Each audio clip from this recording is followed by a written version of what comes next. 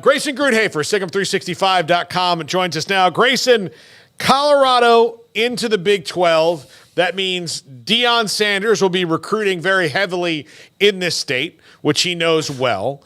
How much of an impact and how quickly do you think he will have just within the borders of the Lone Star State in recruiting?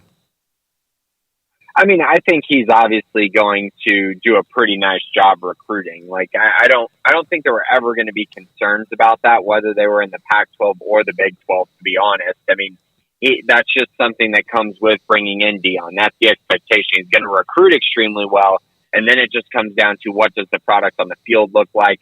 I do think, it allows him to sell something very different, being in the Big 12, kind of being in more familiar ground for himself, at least. Recruiting the area. I know I've heard things about, them being excited about Orlando as well, with UCF, potentially recruiting the Florida area. So, yeah, I think he's going to do a great job. And recruiting-wise, it's just a matter of, how long is he going to be there? I think this helps. Like, it helps maybe keep him there a little bit longer. But I still have, major questions about him really staying there for the long term. What was just your initial reaction when you heard the news? Obviously, there's been a lot of speculation over these last, year and a half, 2 years in some cases. But I guess, not a total shocker because there has been so much talk, but still it seemed like it happened pretty quickly. For sure. And my first reaction was that this is just the first domino. I think that there is a lot more to come. I think that there was a lot of lead up to this. And a lot of people that had talked about this many times, I know y'all have, we have on Crystal Ball College Football, national reporters have talked about it, and everyone's had an opinion on it. And I think finally getting confirmation on what everyone was talking about is a pretty big deal. And I also think, this is one of those things where even if you don't think Colorado is the greatest pickup for the Big 12, or even if you're not the biggest fan of the Colorado brand, it's deeper than that, because this gives the Big 12 an opportunity to go out and add more schools from the Pac-12. Colorado was just the first school to decide to make that move. And I think it's just the tip of the iceberg. I think the Big 12 is going to be very aggressive now.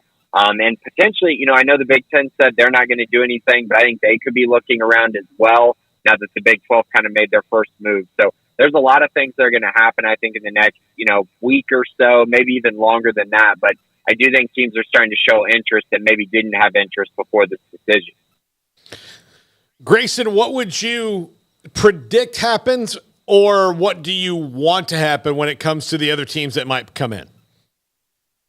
Yeah, so I think prediction and want are very similar. I think the three schools that bring the most value and are the three schools that I think I've thought all along would be the best fits in the Big 12 for a variety of reasons, whether it's being a big brand or being, very good at sports or bringing in a lot of money, are Oregon, Washington, and Arizona.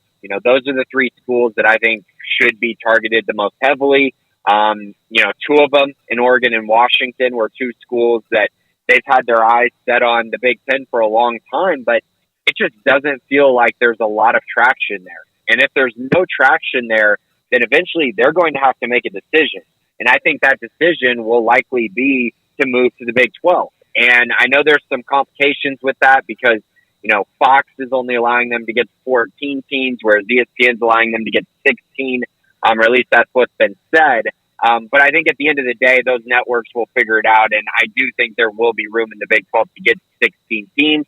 And I think those schools will be Oregon, Washington, Arizona. I think outside of that, you're looking at a couple teams that are kind of just sitting there, and I don't know what they're going to do. And I'm specifically looking at Utah and Arizona State. Are you just going to get left out? Are you going to be a part of this, Pac-6 Mountain West American type conference, or are they going to be able to find room somewhere as well? I'm just not so sure on that. So a lot of moving parts, but I do think that it's going to be very big for these, still schools in the Pac-9 to make a decision rather quickly.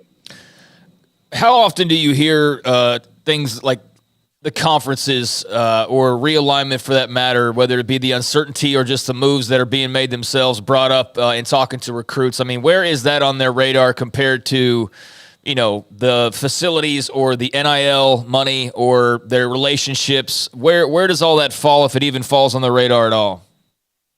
when you're on the bad side of things, it gets brought up a whole lot more. So when the Big 12 was having their uncertainty, with Oklahoma and Texas leaving and just, no media deal, and just, I think people viewing the conference, as, I think when you lose schools like Oklahoma and Texas, especially for kids in the state, it makes you wonder, what is the Big 12 going to be like, even with the additions of these new schools. But I think now, there's security there. So I don't think that's as much of a question, but I'm sure it is now in the Pac-12, because I remember, a lot of kids had questions, especially a lot of the really talented kids, questions about, what was going to happen to Baylor, what was going to happen to the conference, what was going to happen to, the Big 12 in general. So I'm sure that those schools right now are having to really, really do everything they can to ease those concerns. And honestly, there's not much you can really say at this time because there's no media deal still. And it's been really over a year of promises that just have not happened. Grayson, when it comes to renewing the rivalry with Colorado, look, you're a Baylor grad, but I think, was Colorado in the league when you were at Baylor? They weren't, were they? They were not. I was actually a Texas fan when Colorado was in the league because my dad went to Texas.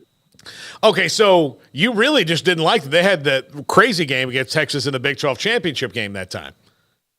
Yes, and I mean, I think Colorado was kind of at an interesting point because when I was a Texas fan for a lot of that stretch there, it was the Big 12 South just absolutely demolishing the Big 12 North.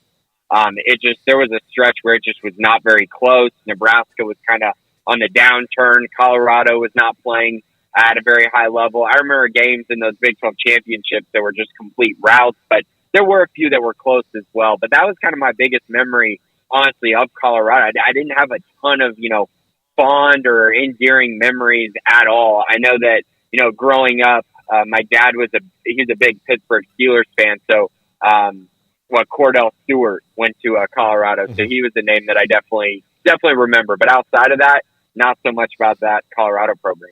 So none of the rivalry renewing stuff even hits your radar? Not a lot. Yeah. I mean, I think that, it is cool, though, because growing up when you remember playing a team or remember, the jerseys and, going and playing at Boulder and, the Buffalo running on the stadium, like you remember all those things. It's really, really cool. But I also think it's also one of those where it's like if this was Texas A&M coming back, it'd be very different than Colorado. Just that the connection isn't quite as strong. Grayson Grundhoefer, Sicem365.com. Grayson, thanks for hopping on. Sorry I didn't text you this morning. Usually I would, but I've just been thinking about so many different realignment scenarios. I forgot to send you the little reminder today. So. Oh yeah, it's not like we're busy at all right now with all this stuff. So don't even worry about that at all, Paul. And yeah, y'all have a great weekend as well. Thanks for having me on. All right, Grayson Grundhoefer, Sicem365.com. You can also find